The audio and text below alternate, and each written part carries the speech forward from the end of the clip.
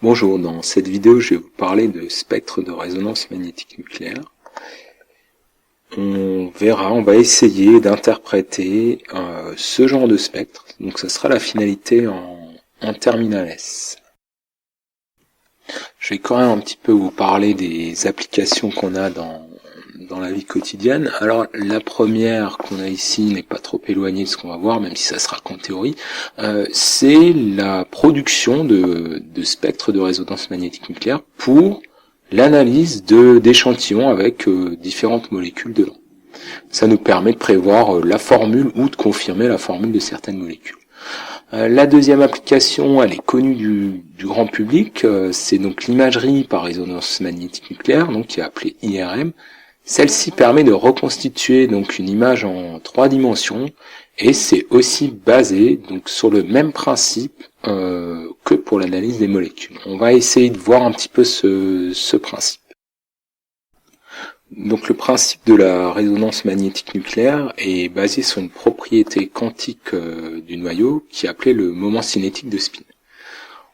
On va placer en fait une molécule dans un champ magnétique qu'on va appeler B0, et sous l'influence de ce champ magnétique, des courants induits vont se former à proximité de chaque atome. Ceci va avoir pour conséquence en fait de changer ici la fréquence de résonance pour chaque atome. Cette fréquence de résonance sera directement liée ici à ce qu'on appelle le déplacement chimique qui est noté delta. Donc tout ceci me permet d'obtenir des spectres sous cette forme-là. Alors, on verra que l'échelle est un petit peu spécifique ici, puisque elle est orientée de la droite vers la gauche, et elle est exprimée en parties par million. Alors, je ne détaillerai pas ici cette partie-là, ça nous permet seulement d'avoir ici la même échelle pour différents types de machines de spectroscopie RMN. Donc, pour étudier un petit peu ce spectre, on voit qu'on va appeler donc les différentes parties ici des signaux, et on voit que chaque signal peut être constitué ici de plusieurs pics, qu'on appellera des multiplets. Donc pour que ça soit plus clair et un petit peu plus concret, je vais prendre ici l'exemple d'une molécule, une molécule assez simple, donc la butanone. Pour faire des spectres RMN, ou pour prévoir des spectres RMN, ou même pour faire une analyse, vous serez toujours obligé d'écrire la molécule sous formule développée. Ça sera beaucoup plus simple pour faire une analyse claire. Alors avec un peu d'expérience, on est capable de s'en passer, mais à notre niveau, on va écrire donc la butanone sous forme développée. Donc voilà ce que ça donne. J'ai donc ici ma molécule de butanone écrite sous forme développée. On va essayer de différencier ici les différents hydrogènes. Je vais vous expliquer un petit peu la notion de ce qu'on appelle des protons équivalents. Alors tout simplement, dans une molécule, des protons équivalents ne pourront pas être distingués l'un de l'autre. Alors je vais vous montrer ici sur cette molécule quels sont les groupes de protons équivalents. On a un premier groupe qui se situe donc ici, en bleu. Alors, ces protons sont équivalents parce qu'ils voient le même environnement chimique autour d'eux. Je ne peux pas distinguer le proton que je suis en train de montrer ici en haut de celui qui est en bas. En effet, ils vont exactement avoir, je répète, le même environnement chimique autour d'eux. C'est pas parce qu'un proton est dessiné en bas et l'autre en haut qu'ils ne sont pas équivalents. Il faut rappeler qu'il y a libre rotation autour de la liaison carbone-carbone. Je prends ici le groupe de protons équivalents en vert. Alors il est différent du premier groupe en bleu puisqu'ils n'ont pas, ces deux protons, le même environnement chimique autour d'eux que les précédents. Alors, chaque proton, par contre, ici, voit la même chose autour de lui. Idem pour le troisième groupe de protons équivalents que je vois ici. Donc, chaque proton ici a le même environnement chimique autour de lui. Donc, je me retrouve avec 3 groupes de protons équivalents. Cette notion de proton équivalent va être la base ici de l'analyse ici de mon spectre RMN. Donc le voici. Donc on voit qu'il est constitué de 3 signaux. 1, 2, 3. Chaque signal va correspondre à un groupe de protons équivalents. Donc pour l'instant, on ne sait pas différencier ici quel signal va appartenir à quel groupe.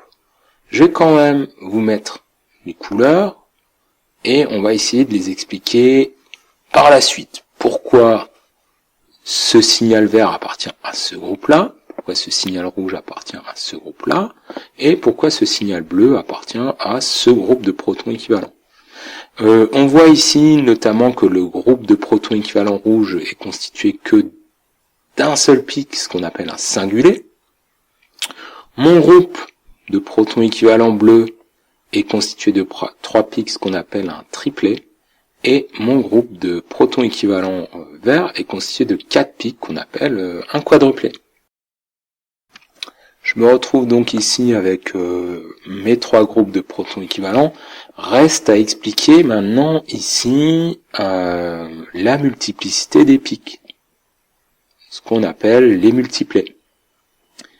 Je vais commencer par donc mon groupe de protons équivalents rouge, et pour savoir combien de pics va former mon signal, il faut que je regarde ici mes protons rouges et que je regarde le carbone voisin, voir s'il est lié à des hydrogènes, ce que j'appelle ici mes hydrogènes voisins. Je vois ici que mon groupe de protons rouges n'a pas de voisin. Donc il a 0 voisin, il va former 0 plus 1 pic. Je vais m'intéresser maintenant au groupe de protons équivalents bleus et je vais regarder combien il a de voisins.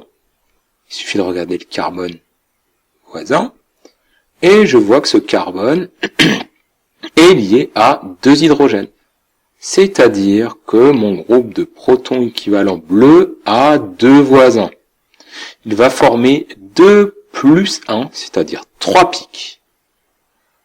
Et je termine par mon groupe de protons équivalents ici vert et je regarde les carbones voisins. Alors il y a 2 carbones ici voisins. Le premier n'est pas lié à des hydrogènes, mais le second est lié ici à 3 hydrogènes. Ça veut dire que mon groupe équivalent de protons verts a 3 voisins. Il va former ici 3 plus 1 pic, c'est-à-dire 4 pics. En résumé, j'ai ceci. Mon groupe ici de protons rouges a 0 voisins, formation d'un pic. Mon groupe de protons bleus a ici donc 2 voisins, formation de 3 pics. Et mon groupe de protons équivalents verts a ici 3 voisins, formation de 4 pics. On appelle cette règle la règle des n plus 1 uplets. Ça veut dire tout simplement que je vais avoir un pic en plus que le nombre de voisins. Concrètement, si un groupe de protons équivalent a n voisins, il va former un n plus 1 uplet. Je vais maintenant vous parler ici des courbes d'intégration. Ces courbes d'intégration ne seront pas toujours données dans les spectres RMN. Là, je vais vous montrer, elle nous permet ici de savoir combien ou quelles sont les proportions de protons équivalents pour chaque signal. J'observe ici assez facilement que H1, H2 et H3 ont des hauteurs différentes. La hauteur, c'est tout simplement la hauteur que je mesure ici entre la base de ma courbe et son sommet. Je remonte ici pour H2, voilà, et pour H3. C'est des mesures que je fais tout simplement avec une règle. On remarque assez facilement ici que j'ai H1 et qui est ici plus petit que H2 et H3, c'est-à-dire que j'ai H2 qui est égal à H3 et qui est égal à 3,5 de H1. Alors qu'est-ce que ça veut dire? Ça veut tout simplement dire que on voit ici que j'ai 2 protons équivalents pour mon signal vert. Ça veut dire que je vais avoir 3 fois 2 divisé par 2, 3 protons équivalents pour mon signal bleu et pour mon signal rouge. Alors ça nous donnera toujours des indications de proportion. Ça veut dire qu'il faudra que je sache au moins combien il y a de protons équivalents pour un des signaux.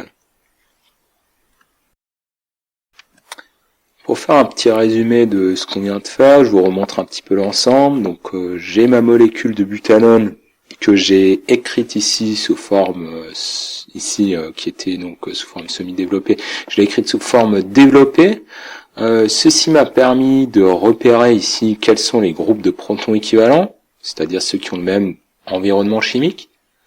Une fois que j'ai mes groupes de protons équivalents ici, j'ai pu les lier à mon nombre de signaux qu'il y avait sur mon spectre RMN. Donc 3 groupes de protons équivalents, 3 signaux. Pour la multiplicité, j'ai regardé ici chaque groupe de protons équivalents et le nombre de voisins qu'ils avaient. Et enfin, pour le nombre de protons équivalents qu'il y avait dans chaque groupe de protons équivalents, il a fallu que j'étudie un petit peu les courbes d'intégration. Finalement, pour débuter, ce que vous avez à retenir, c'est ce qui est écrit ici.